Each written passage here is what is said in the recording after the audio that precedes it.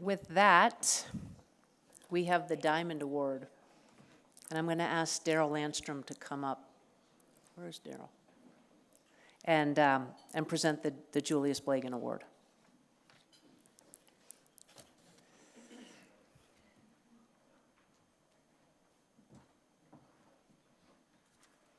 Thank you, Nook. And good evening to everybody. I was fortunate enough to be presented the Blegen Award back in 2021, so it's really dear to my heart as well. I want to thank Hank Tauber for reaching out to me a couple months ago, and he said, "Do you have nominations in place yet?" I said, "Yes, we have a couple. Why?" "Well, would it be all right if I submitted a nomination for Tom Kelly?" And I said, "Well, give me just a second." And I looked at, when did Tom leave U.S. Ski and Snowboard? And I realized it was a couple years. And I said, "Of course." And it's been a steamroller ever since. So thank you, Hank, for stepping up. The Julius Blegen Award is Anouk mentioned early on, is a highest level award given annually to a U.S. Ski and Snowboard member who has contributed outstanding service to the sport of skiing and or snowboarding over a sustained period of time. The 2025 award represents the 79th, thanks for correcting me, Tom, the 79th individual recognized with the Julius Blegen Award since its inception in 1946. So this is a legacy award, to say the least. And I'd also like to take a moment to ask those in the audience who have received the Blegen Award just to stand up so everybody could recognize you. Hank, Thelma, are you here somewhere, hopefully, and others? Just give everybody a hand, please.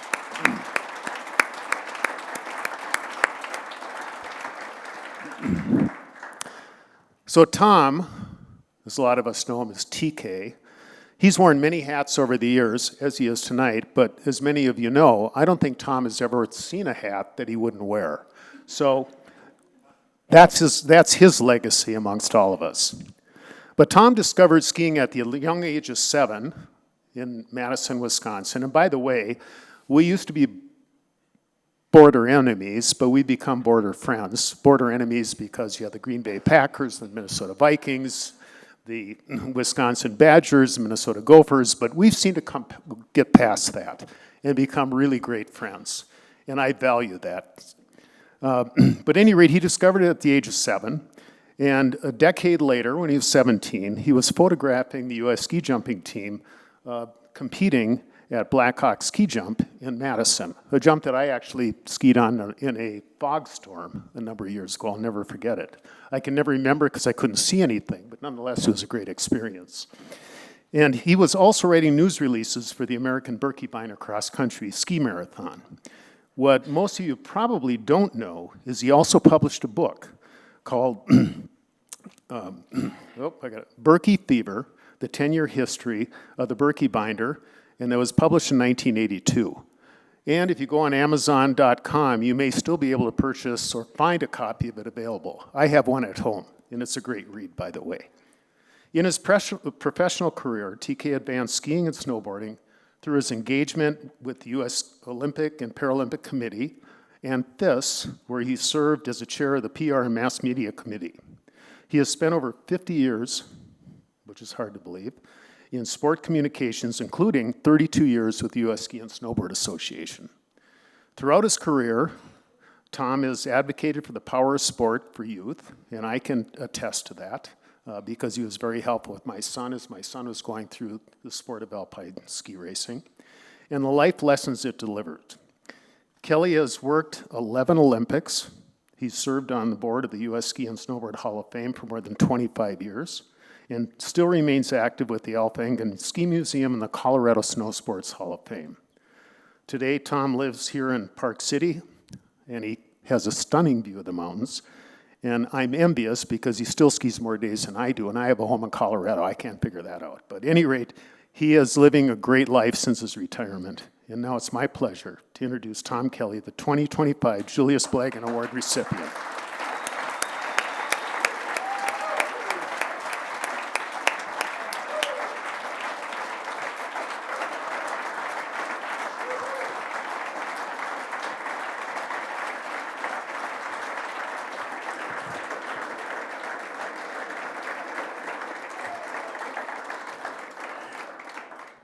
Should we do the award now?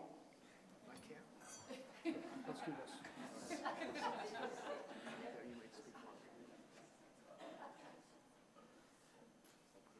Wait, we have one more from top.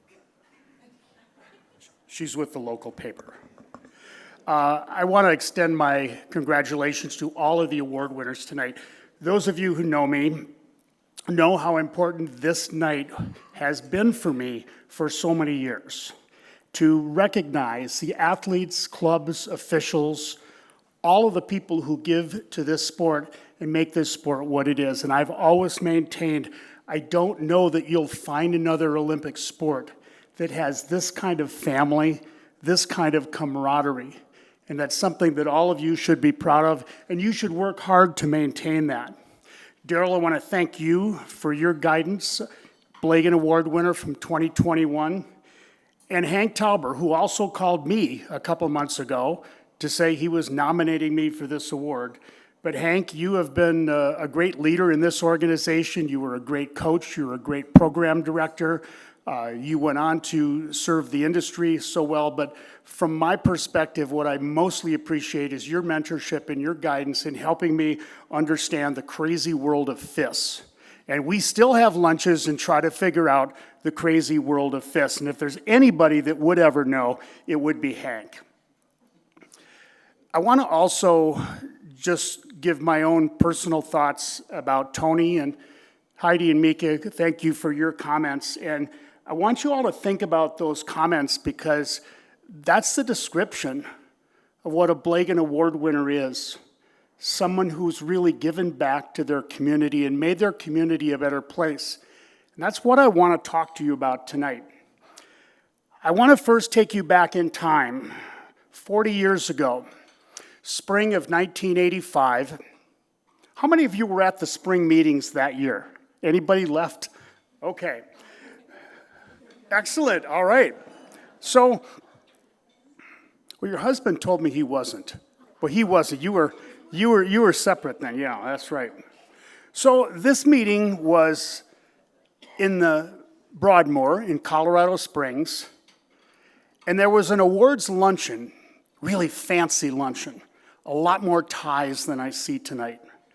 And it was up in the Penrose room at the top of the main building at the Broadmoor. If you've ever been there, really distinguished place. Out of the windows on the west side, you could see the Rocky Mountains. I was there with my best friend, Peter Graves. We were attending the cross-country committee meetings, and in true form, we didn't pay the registration fee, but we somehow poached the lunch. And we went up to the lunch, and there was this fancy room, and at the front of the room, there was a head table, and there were all of these men with ties. And that was the awards luncheon. It was very fancy. I don't remember much about it, but one of the awards that struck me was the Blegen Award, and that year it went to Dr. Bob Odine, who started the U.S. ski team physicians pool all that many years ago, a really valuable program you heard about earlier tonight. But I just this is kind of interesting, and being the historian kind of guy that I am, I went back and looked and learned a little bit more about it. And I want to tell you a little bit more about the Blegen Award tonight. But tonight for me is not about me, it's about the 79 individuals who've won this award up to this point in time. And really by their winning this award and having their name put onto the list of Blegenites, they've really formed a pathway for all of us to follow, to make our organization a better place for kids to learn sport and to prosper in sport. So I really want to talk about them and what they've provided. And then I also want everybody to think about the next 79 winners of the Blegen Award. And those of you in this room who are giving back. And think about how important it is for you to not just do what you do, but to do it in a way that inspires the next generation to do what you like to do. So who was Julius Blegan? He was a cross-country champion back in the early 20th century, 1911 and 1912. He eventually was the founder of the Central Division in 1927, and he was an Olympic coach in 1932 in Lake Placid. A notable career. Not much more is written of him, but he was notable at the time, and notable enough that in 1946, the National Ski Association decided to establish an award to recognize service to the organization. They named it the Julius Blegen Award. The first recipient was Roger Langley. He was president of the organization from 1936 to 1948, and one of the distinguished accomplishments is that he started the first junior ski program in the country in Deerfield, Massachusetts. So I went through the list of Bleganites to look at, how did this impact me, and how has it impacted my sport over the last decades that I've been involved. And the first person that I hearkened back to was Bert Boyum. Okay, is there anyone here who knows Bert Boyum? Okay. Tyvo and Ano. Bert was this guy from Ishpeming, Michigan. He started the U.S. Ski Hall of Fame back in the 50s, but he would come to the meetings every spring. He'd have his brown kind of tweed jacket on and a tie, his big glasses, and he'd come to the podium and he would tell jokes about these mythical Finnish characters. And everybody loved it. He was actually a precursor to Horst Weber. So he was the first person that kind of got me connected to what's important about giving back and serving your organization. Another one who had a profound impact on me was Bob Beatty. And I know that many of you in this room have worked with Bob. You know Bob. You know the driving force that he was for our sport, particularly beginning in the 60s. In 1964, after his athletes, Jimmy Huga and Billy Kidd, won silver medals, the first men or silver and bronze, the first men to win medals in the Olympics for the U.S., he was awarded the Blegen Award. And I started working for USSA in 1986. And in 1988, I had an opportunity to go over and work for the U.S. ski team and become the PR director. Howard Peterson, another Bleganite, was our leader at that point, and he said, before you get this job, you have to call Bob Beatty and convince him that you're the right person for the job. Now, I had met Bob. I'd worked with him on an event before, but I had to call him and convince him that I was the right guy. That was probably the most scared I've ever been in making a phone call. All Bob wanted was somebody that liked ski racing, and yeah, you can come here and get the job. And we did. And we became really good friends. The Blegen Award is about quintessential volunteers, among other things. And when I think of that and look back on the Bleganites, I think about people like Anna McIntyre, Alan Church, Tom Winters, Doc Sossman, and Thelma Hessler. I was talking to Thelma earlier. How many events have you done, Thelma? It gets into the thousands. And she's still hard at it. She loves what she does. She loves engaging with the communities, the ski racing community and the local communities. And she makes the sport better for her presence. I thought about the philanthropists that have won the Blegen Award in the past. People like Spence Eccles 2 years ago, Peter Kellogg in 2006, and Tom Weissel in 1999. I want to tell you a little bit about a couple of them. First of all, Peter Kellogg. If you've been out to the Center of Excellence before, which has been an amazing training center since it opened 16 years ago, it was Peter Kellogg who really drove that as a trustee, working together with the staff, making his plane available, and most of all, counseling our staff when you're going in to make that ask of somebody for $500,000. Why don't you up it to $1 million or $2 million? And he taught us how to be better in raising money. It wasn't just his dollars, it was his knowledge that he gave us to make us better. Tom Weissel, when I heard the announcement yesterday of the Stiefel sponsorship extension out to 2034, I was really joyous that, wow, these Olympics mean something and companies want to stay involved now up through 2034. But then I also thought about Tom Weissel. And Tom Weissel was probably in his 20s back in the 70s when he worked at Montgomery Securities, and he loved ski racing. He's from my home state of Wisconsin, so I have a little connection there. But he loved ski racing, and he wanted to get involved, so he got his company involved with the U.S. ski team. That was almost 50 years ago. He eventually sold his company to Stiefel. He's still one of the team's biggest supporters. And you think about what he has done, a Blegan recipient, over 50 years to support this organization.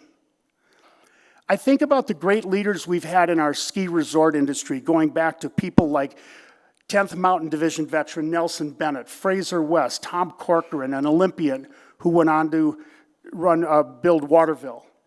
Nick Badami, who was a BVD underwear CEO who got involved in the ski industry because his son wanted to. But Nick found a real home there, and he supported the resort here. He sponsored athletes like Diane Roth, who's here tonight. And he supported the early America's Opening World Cups that really set the stage for what World Cups are about here in the United States. I think about Jerry Grosswald from Winter Park, John Garnsey from Vail Beaver Creek, and I think about my good friend Michael Berry, who ran the National Ski Areas Association for so many years. Michael did so much to help this organization. He won the Blegen Award in 2005. But whenever I was in Denver, I knew I always had an open door at Michael's office to come in and talk about the U.S. Ski and Snowboard Association. He just wanted to help. I think about unsung heroes like Chuck Heckert, a great friend of ours who was passionate about the sport. He was awarded the Blegan in 2022. And then I think about my leadership mentors over the years. Here's an interesting pair. Bill Slattery to start with. I mean, Bill is still going. I talked to him today. He's still going. And one of the things that I learned, small point as it might be, is that Bill taught me never to do a meeting without an agenda. So, Fraser and friends, you'll hear this a lot from me. Never do a meeting without an agenda and a stated purpose. Howard Peterson was the one who brought me to USSA, another Blegan recipient. I learned an immense amount from Howard, but keeping on the theme of Bill Slattery and agenda for meetings, Howard taught me who is the most important person in any meeting, and it's not the meeting chair. It's the person who writes the notes. And Howard and I would get together at FIS meetings after every committee that he chaired, and we would get together immediately after that meeting so Howard and I could determine how we were going to write the minutes. And they mostly reflected what went on in the meeting. Lee Todd, 2009 Blegan winner. Lee was my first boss. I was the assistant national Nordic director, and he was the one who gave me my initial guidance. I loved working with Lee. People like Chuck Ferries. Chuck was the guy who came in to put out the fires when we had problems at the U.S. ski team. Sadly, he passed away just a few weeks ago. But he had made an immense contribution to U.S. ski and snowboard. Bill Marolt and Dexter Payne, Blegan winners in 2014 and 2020. And I want to mention them together because the two of them, Bill as the CEO and Dexter as the board chair, accomplished amazing things in leading this organization, leading all of you to accomplish some of the greatest things in our history. I remember when Bill sat us down back in 1996, and we started to map out a vision. We'd never done that before. And we created this vision to be best in the world in Olympic skiing and snowboarding, and we got there 14 years later. And one who's particularly important today is last year's recipient, Walt Evans. Walt was the first person that I started working with and understanding what USSA was about when I went to Colorado Springs in 1986. I didn't know him. I didn't know much about Alpine. That was his job. I was the assistant Nordic director. But Walt really took me under his wing and really helped me to understand. And he taught me the great values that so many of you, that all of you actually represent in your home programs. I talked to Walt today. I know a number of you went over to visit him. He's doing great. It's good to hear his voice. It's good to see him once in a while. And the last one that I want to talk about is my dear friend Gary Black, who passed away in 2017. Gary was an amazing force in our sport. You heard about Bill McCollum earlier. And Gary kept the spirit going. He helped us to tell stories of the athletes. And he was just a good friend, and he enjoyed doing it. And one of the things that all of these people share in common is that none of them had any ulterior motive for doing what they did. In some cases, it was their job, but everyone did this because they wanted to do it. They wanted to give back. They wanted to make our sport better. They brought their expertise. They fostered a spirit of camaraderie. And I want to leave you with a few thoughts that you can digest and think about what's your role in all of this. I want you all to think about, how did you get started in this sport? For me, I was watching it on TV when I was 7 years old, and it stuck with me. But how did each of you get started? What was it that inspired you then? And what is it that inspires you today? And I want you to think about, how do you take that and bottle it up and bring someone along for the ride with you? You know, if you're a coach at a club, you work with your athletes, you take pride in your athletes and their accomplishments. But how do you broaden that? And how do you bring more people along with you? And how do you introduce the next generation to do what you do? And if you're a competition official, spending your time out on the track or out on the hill, and you've built this base of knowledge, you've become a technical delegate, you're among the most knowledgeable in your sport in making sure that the competition is fair and it's safe for all, how do you bring along the next generation so that our sport can prosper based on what our collective learning has been? As Blegan winners, we form the pathway for the future of our sport. And I hope that all of you can find your place and think about how you can give back and make our sport even better than it is today. But most of all, the most important thing, have fun while you're doing it. Thank you very much.